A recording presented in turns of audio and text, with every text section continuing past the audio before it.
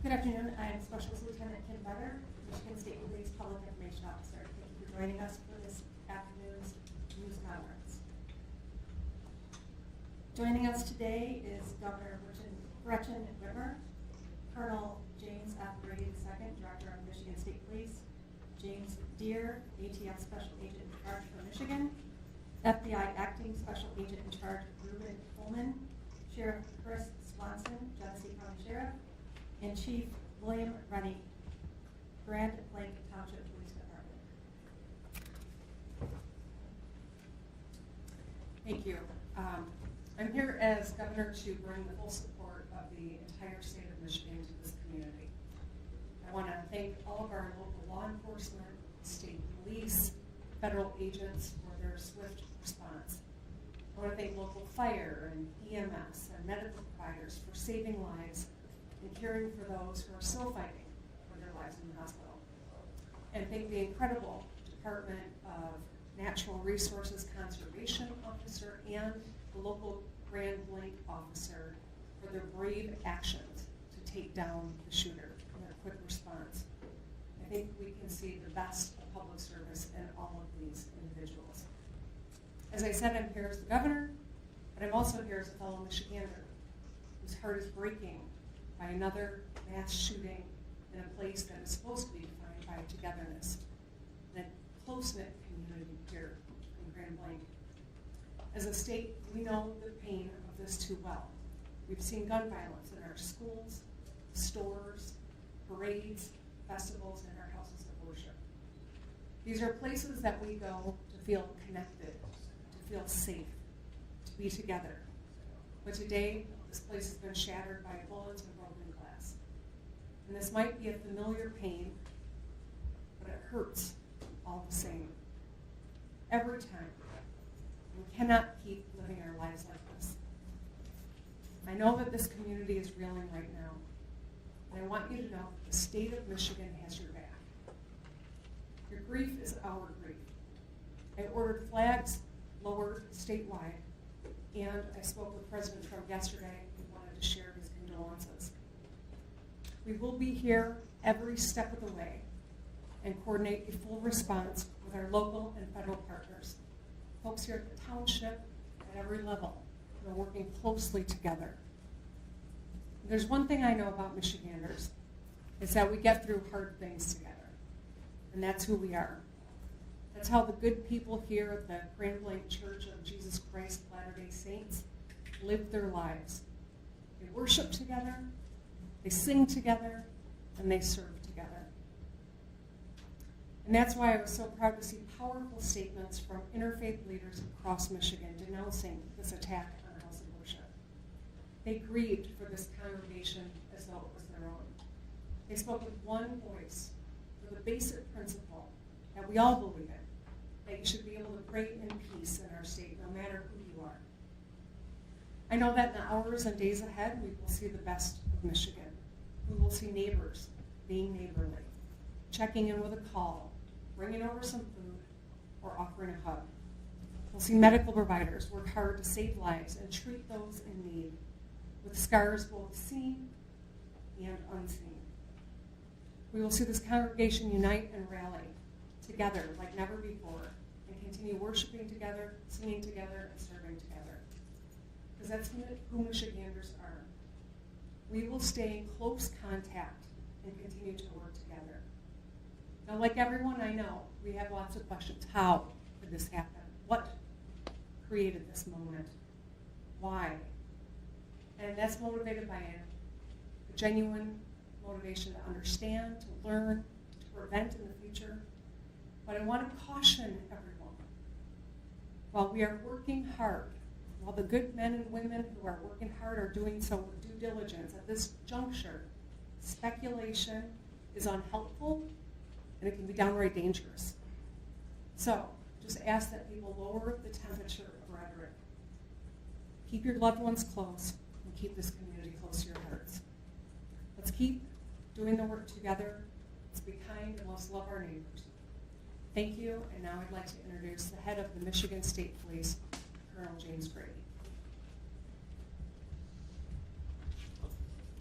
Thank you, Governor, and Good afternoon. This community has been greatly impacted by yesterday's events. We are offering our deepest condolences to those affected by this tragedy. This horrific event is something that this community has never experienced. It is important at this time that we come together to support one another in this time of grief. We stand ready and willing to assist both our local and federal partners with any additional needs as this investigation continues. The Michigan State Police immediately responded alongside our public safety partners to secure the scene, provide support to our neighbors, with our emergency support team serving search warrants, the bomb squad and K-9 team sweeping numerous locations for evidence and explosives. Additionally, our forensic science laboratories and our special investigation section continue to investigate the officer-involved shooting and work alongside our federal and local partners. I'd like to take a moment for everybody to remember that last year we put together an initiative called Stop the Plot. While we are committed to keeping our community safe, we also need your help. Again, it takes everybody. 53% of mass attacks leave a trail of clues leading up to them. And 2/3 of mass attackers elicited behavior that cause concerns. So we are asking our communities to stay vigilant, and if you see something suspicious, please contact local law enforcement or 911 immediately. We will keep the family in our prayers here at MSP as they continue to cover and we work together. Thank you for your time. Next up, we will have from the AT. Thank you. We will have ATS Special Agent in Charge for Michigan, James Deere. Good afternoon. My name is Jim Deere with ATF. I'm Special Agent in Charge for ATF Michigan. On behalf of the men and women of ATF, I offer my deepest sympathy and condolences to this community and to the families affected by this tragedy, this horrific act of violence. There is no place in our society for this. There's absolutely no place. But it's become all too common. And as we know, we have become more and more desensitized. This community is hurting, and we are here to help them heal. As part of that healing process, ATF has brought in their national response team. This is a cadre of world-renowned investigators for arson and explosive incidents. They have been used all over the world, and they come from places as far as California, Hawaii, and they're here in Michigan now. They arrived last night, they've briefed, they're examining the scene, and that is what they're doing at this point. From ATF's perspective, I would encourage the community not to travel by the church. Those roads have been blocked off and access is controlled. While that might be a little disheveling for folks, that we need that scene security for our investigators as they dig out this scene. So with that in mind, that's our ask for the community. We are also looking at improvised explosive devices that were recovered during this investigation and looking towards that end as well. I need to introduce the acting special agent in charge for the FBI of Detroit, Michigan, Reuben Coleman.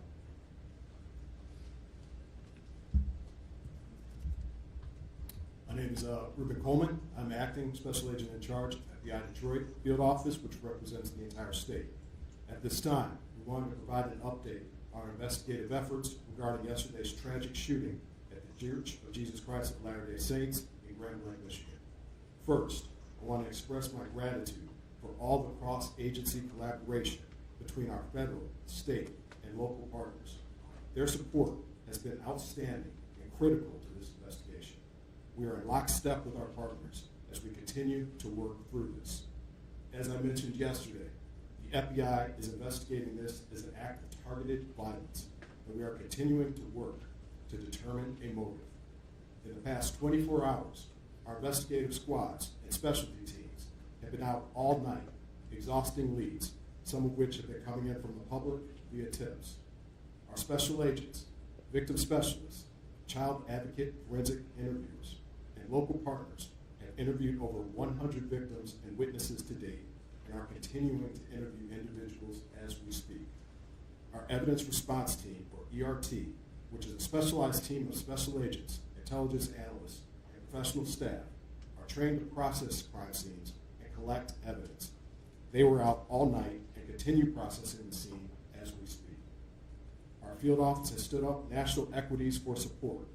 We are engaging with our Behavioral Analyst Unit, or BAU, and have received support from our Chronicle Labs Division to analyze evidence collected to date. We received assistance from our FBI field offices across the country to support this case and follow down leads. While our focus is on this investigation, we want to continue to keep the victims and their families in our thoughts as they navigate through this incredibly difficult time. Please continue to reach out to the FBI via 1-800-CALL-FBI or submit tips at tips.fbi.gov. Thank you. Chief.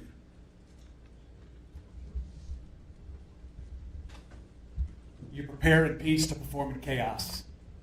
I saw it live.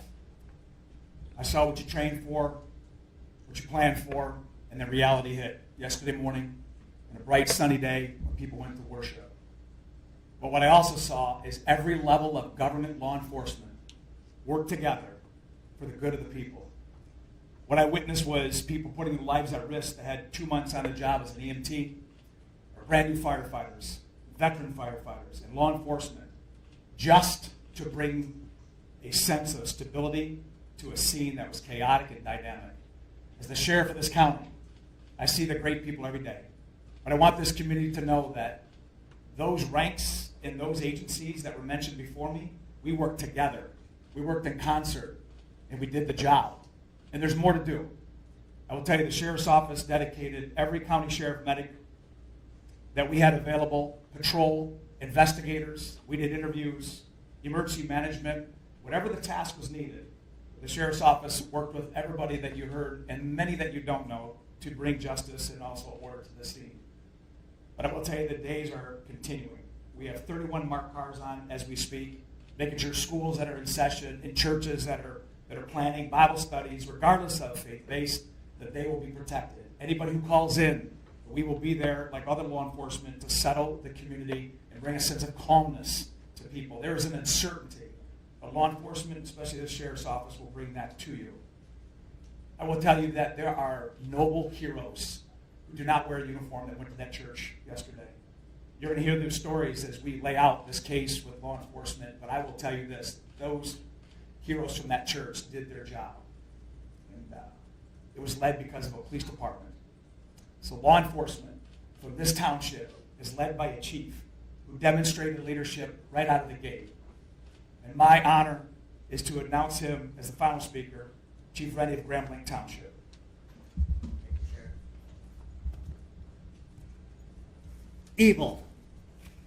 This was an evil act of violence. That's exactly what this was.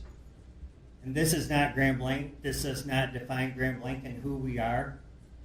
We are a community, and I am confident that together we're going to build a stronger community due to this incident.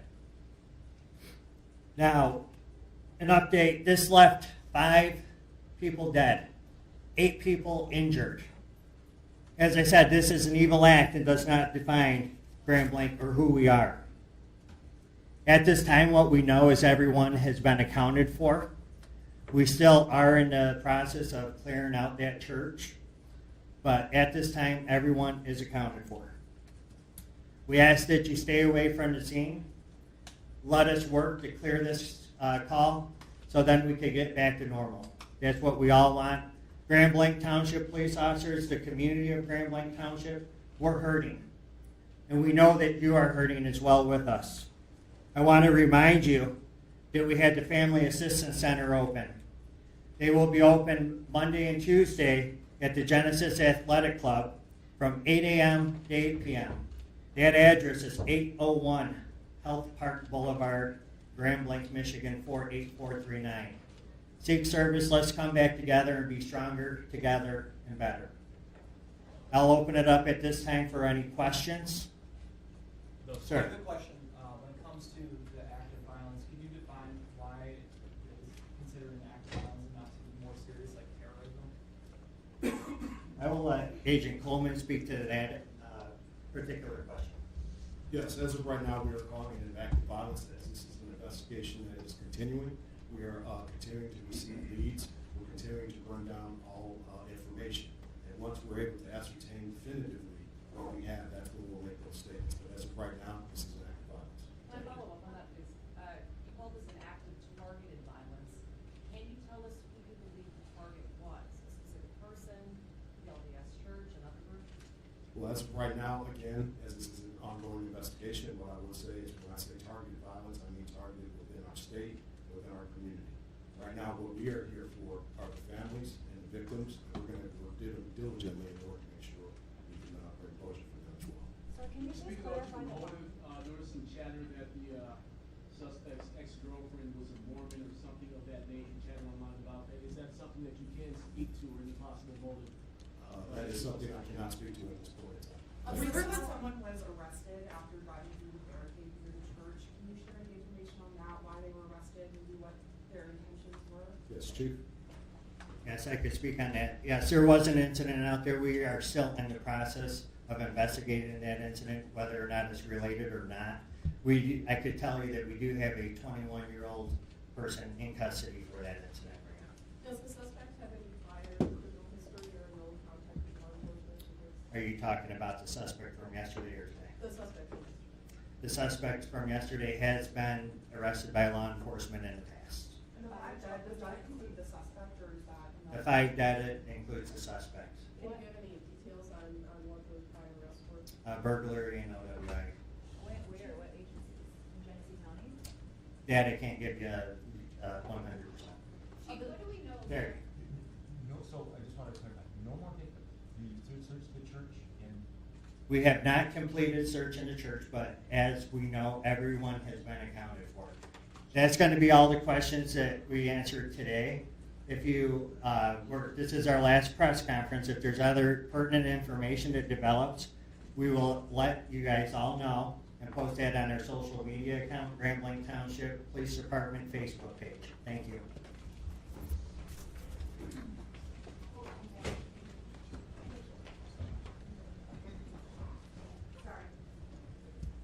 I'd just like to note that Dr. Michael Danek, the medical chief of staff from Henry Ford Genesis, will be available for questions after this news conference. He's here outside the room. Does anybody need any spelling of names? No? Would it be possible to just bring him up right now? so Sure. we We're can gonna, take yep. Yeah, Yep. thank you. Can we also confirm it out, whether it's 8 injured still, 5 that include the shooter and 8 correct? Thank you. Hi, everybody. I'm Lauren Zakalik. I'm the PR director at Henry Ford Health. I'm going to introduce now Dr. Michael Danek, normal spelling for Michael, D-A-N-I-C. He is our medical chief of staff at Henry Ford Genesis Hospital. He's going to make some opening remarks, talk about what happened yesterday. We'll take a few questions. Thank you. Thank you very much for having me. A very sad day for our community. Our law enforcement did amazing, as well as our medical staff throughout the entire Genesee County area. Henry Ford Genesis was prepared and did extremely well. And we also like to thank Hurley and McLaren for taking great care of all the patients. An update on what we've had is we had a total of 8 patients at Henry Ford Genesis from the ages of 6 to 78. 5 were gunshot wounds and 3 were smoke inhalations. 2 of the smoke inhalations have been discharged. 1 is still intubated at this time. For the gunshot wounds, 1 had sustained gunshot wounds, multiple to the chest and abdomen. It's in critical condition.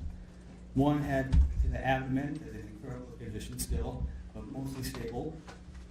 1 of the victims did die in the emergency department. 1 child came in, was stabilized, and then transferred. And then there was another gentleman who had a gunshot on the leg. The trauma team was really well prepared for this. They activated the Mass Casualty Incident Command. Our trauma surgeon, Christopher Ash, was on the team, and John Vance, one of our other trauma surgeons, helped lead the charge. Dr. Sandy Ross was the ER attending at the time and did a phenomenal job of triaging. All of the community members came together. We hate having to prepare for these kind of events, but we are prepared, as well as the other hospitals in our community. We're very grateful to be helping to serve this community, and will continue to do for years to come. So, any questions? Y'all say what round struck the victims? You said someone shot in the chest and the abdomen. Was this with rifle, 2 to 3 round handgun? Can you speak? I don't have information on caliber. How many were under the age of 18? I don't have that answer either. What was the age range? It was 6 to 78. Of the people found in your church after it was evacuated, do you know anything about the suspected cause of death? I do not, and I can't extrapolate either. Can you tell us more about the child that you mentioned? Was that child shot, boy or girl, 6-year-old? Had an injury to the arm, and out of an abundance of caution, was transferred to another hospital.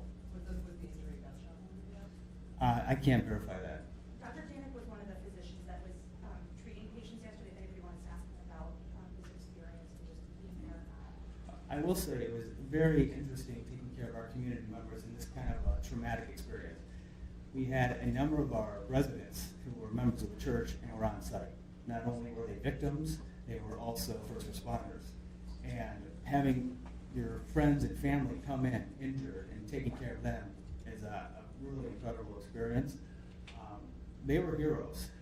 Those on the scene were absolute heroes, going in and out of the fire to drag people out, helping each other take care of the victims on the scene.